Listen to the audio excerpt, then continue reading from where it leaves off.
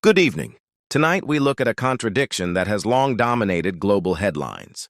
For decades, Western media and international observers have often painted a monolithic picture of the Islamic world as a region where women are sidelined from public life and leadership. However, a closer look at the corridors of power reveals a startlingly different reality. While many of the world's oldest democracies are still struggling to break the glass ceiling at the highest levels of government, several Islamic nations have already seen women lead as prime ministers, presidents, and chief executives. Tonight, we analyze the facts that challenge the narrative. The journey of female political empowerment in the Muslim world is not a recent phenomenon. It is a legacy that spans decades.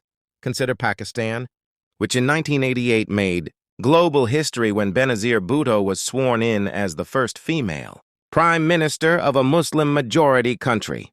This was a milestone that even the United States, nearly 40 years later, has yet to achieve. Today, that legacy continues in Pakistan with Maryam Nawaz Sharif taking the oath as the first woman to lead Punjab, the country's most populous province, as chief minister. Moving further east to Bangladesh, the political landscape has been defined by female leadership for over 30 years. The leadership of Sheikh Hasina and Begum Khalida Zia has not only shaped the nation's economy, but has set a global standard for female longevity and power.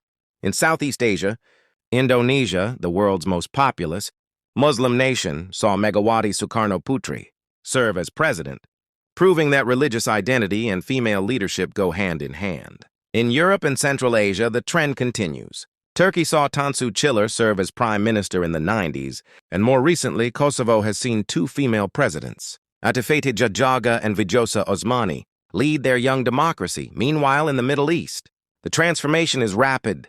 Countries like the UAE and Jordan have implemented quotas and reforms, resulting in women occupying nearly one-third of parliamentary seats and key cabinet positions in sectors like high-tech, climate change, and international cooperation.